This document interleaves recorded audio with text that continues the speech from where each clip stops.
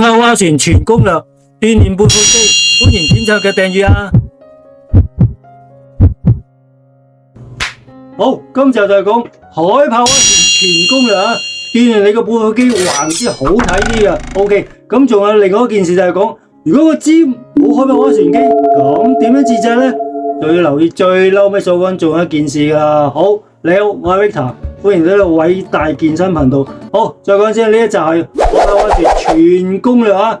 好，海炮划船係鍛鍊你個背腹肌橫啲，着衫好睇啲。先講個名嘅來源呢，一個動作呢就。呢個動作咧就好鬼死似啲海豹咧喺個北極嗰度係咁划船咁嘅動作，所以先有呢個海豹划船嘅。而海豹划船機咧好多尖都未必有嘅，咁有啲尖咧咁通常嚟講咧係有兩種設施嘅，一種上斜海豹划船，另一種係完全式嘅海豹划船啊。OK， 先講嗰個標準重量先。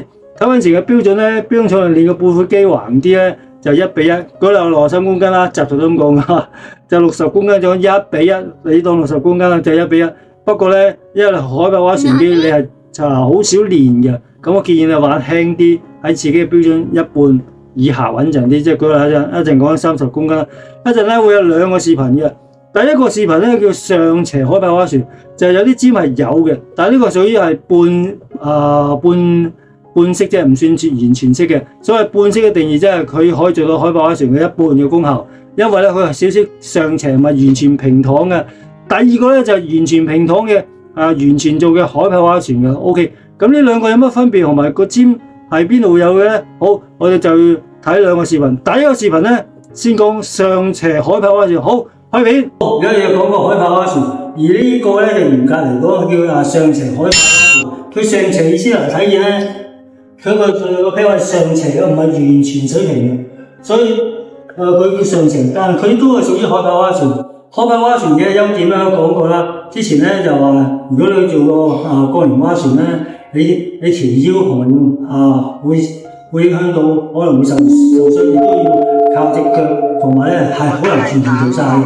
但係咧海豹划船嗰啲又唔會壓住個胸又冇條腰有事又唔需要靠對腳，會好啲嘅。咁而你呢個就上斜一半一半啦，即係話佢唔係完全海豹划船做咗一半啦，佢因為上斜噶嘛。OK， 記住嗰時呼氣快唔得，嗰陣時嘅標準咧，逢係拉背嘅動作咧，未講呢個係鍛鍊你嘅背腹肌橫啲。逢係拉背嘅動作咧就1比1嘅，咁就舉個例啦，我60公斤當60啦，即係1比1，你嘅標準係將來即刻做到。而呢支巴咧都幾重嘅，我發覺係應該超過20公斤，所以我每邊你坐地嗰時每邊話5公斤穩陣啲。OK， 又係臭味啦，用你嗰時呼氣快5斤慢。OK， 做一次俾大家睇下。有啲尖咪有呢種海豹划船上斜海豹划船機嘅，可以走上去，將隻腳放下後邊，較啱我高度唔同，我呢兩個嘅包圍。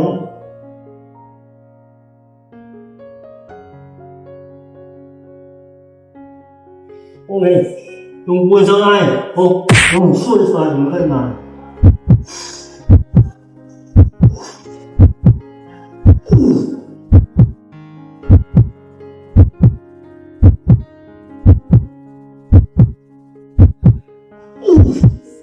好，呼氣快，做完放翻落去。不錯呀。睇見咧，佢有少少似嗰個T 巴，即係 T 過型划船嘅，不過佢隻腳咧就唔係放喺地下，所以最好就放喺地下。所以睇見咧有少少壓住扯住個心可能最好就完全個海豹划船啦。呢就係上斜。好，咁究竟個完全嘅佢同海豹划船點咧？好，開片。睇到啦。睇到呢個上斜海豹划船啦，呢啲嘅設施咧唔係間尖有嘅，我發覺就係得2間尖係有嘅啫，所以有係最好啦，咁樣最好啦。睇到呢個上斜海豹划船係咪少少似呢個 T 過型划船啦？不過更加進階版嘅啫。OK 啦，咁呢個咧上斜我所講係屬於一半嘅海豹划船，咁究竟完全躺平晒點做海豹划船咧？一陣會下一個視頻會講，未講之前咧，希望大家點讚同埋最緊要訂閱啦。好啦。究竟呢個完全式海豹划船點嘅？好，開片。好，今集咧就係講拉背，拉背咧先講第一種咧就海豹式划船啦。咁通常咧就舉個例啦，拉背好多種用途嘅。我哋以前咧睇翻以前嘅視頻咧，就嗰個譬如有 T 巴過年划船啦，當然咧亦都有呢種嘅過年划船啦。過年划船最大嘅重點咧就係你當你紮前面，咁拉呢個過年嗰時咧，你就要嘥好多力度腳平衡，同埋個身體嘅腰。有啲話100度，有啲話講到45度，個個唔同，但係點都好，佢對條腰會有傷害。咁如果有啲嘅設備有啲尖咧，好似呢個尖咧係有海豹式划船嘅比較好啲。其他嘅尖就未必有海豹式划船，呢個佢有3個優點嘅。第一個優點，當你拉背嗰時咧，就唔好似過年划船咁，唔需要咁樣搖擺，亦都唔會影我氣。第二個優點就係話，當然啦，佢做嗰時可以全程做晒。第三咧，最大嘅優點就係條腰會冇事，所以我比較推薦。當然啦，唔係個個尖都有，你睇翻成標準啦，就係因為拉背係1比1嘅，按翻前嘅標準。舉個例，60公斤當60公斤咁啦，1比1就玩60公斤。當然呢個標準將來 OK， 比較簡單啲就玩呢支空係20公斤，對方每邊5加5即係30公斤，玩自己舉個例1半先，啱開始慢慢嚟 OK。就繼續講啦，用你嗰時可以快5斤 OK， 做一次俾你睇下 OK。呢個可以划船你走上去，可以拉個喺前面有少少個掂到呢個嘅優點咧，佢呢個好似個梯形一上嗰時咧就掂到呢樣嘢。OK， 呢個拉粗，好，係開門，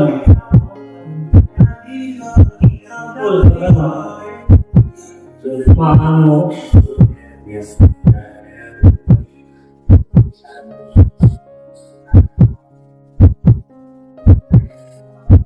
開咗你覺得後面嗰個固縮機，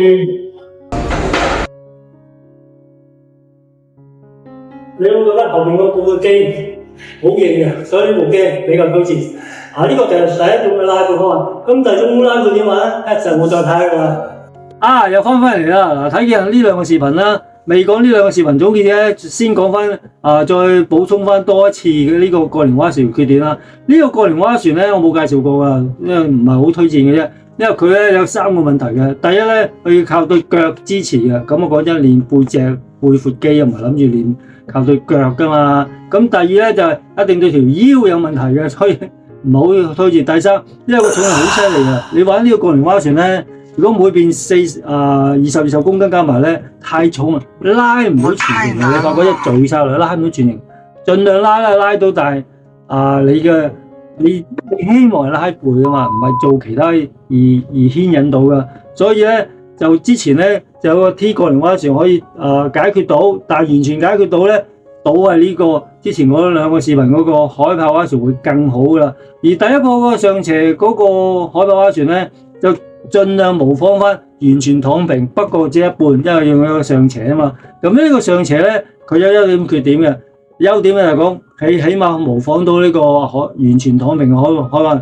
缺點咧就係睇見呢個動作咧，隻腳放咗喺後邊啊，踩上塊板。我之前呢個 T 過年划船講過啦，最好對腳放喺地下。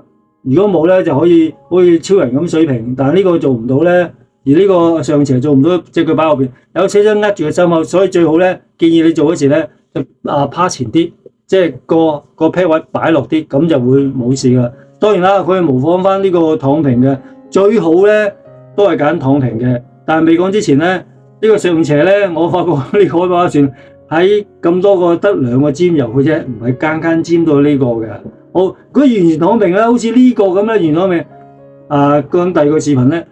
咁多個尖，淨係得一個啫，淨係得一個啫。咁呢個優點咧，佢頭先可以解決晒，我又唔會窒住條氣啦，又可以全程做晒啦，同埋咧又唔會條腰一定冇事一瞓晒落噶嘛，係咪先？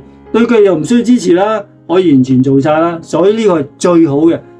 冇辦法啦，我尖低一尖，咁多個尖淨係得一間，咁如果冇，咁點自制咧？好啦，而家就係講仲有一件事就係個，如果冇。點樣自製㗎啦？好啦，未講之前咧，一陣就會講呢個視頻咧，佢點樣鋪排，點樣擺設。好，睇片。好，而家講下點樣自製掛呢個落先。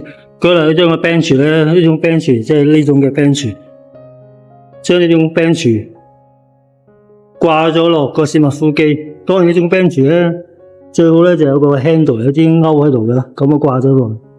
咁啊高度大概咁樣，我嚟講咧通常係5格，再掛呢個嘅兩三格嘅勾嗰度。而呢個嘅槓鈴咧，最好用支短嘅容易拎啲啊嘛。OK， 都睇成個嗰個形象就係大概咁樣。咁如果你自製嗰時咧，就會知道大概點樣用個 bench 掛上去攝麥呼機，可以做到一個海豹划船啦。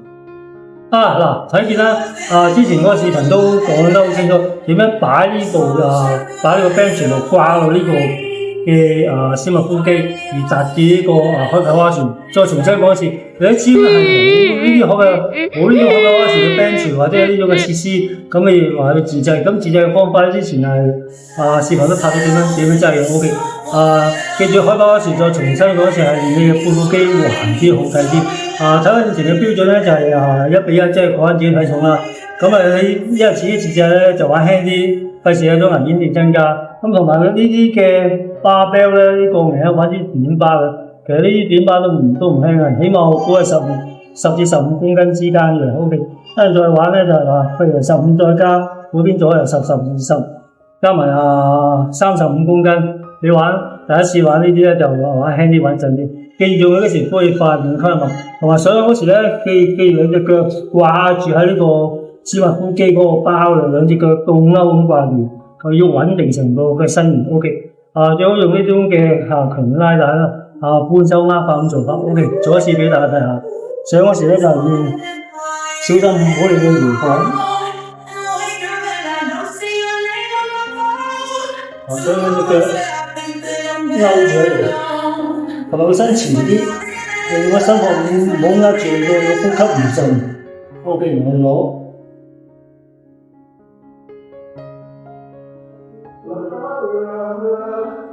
OK， 恢復翻嚟。好，恢復翻嚟。做拉氣。個身要穩定。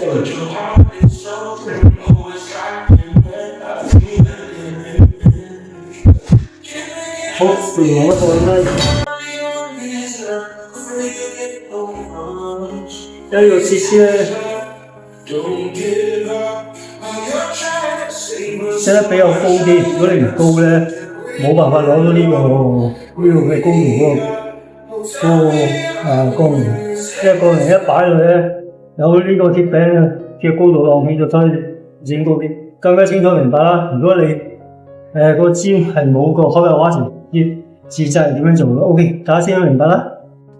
第二次又翻嚟啦，嗱，睇見啦，係咪呢個 DIY 自製呢個海豹划船嘅咪好精彩咧？冇辦法啦，如果要完全躺平呢個海豹划船咧，咁多個尖淨係得一間油嘅啫。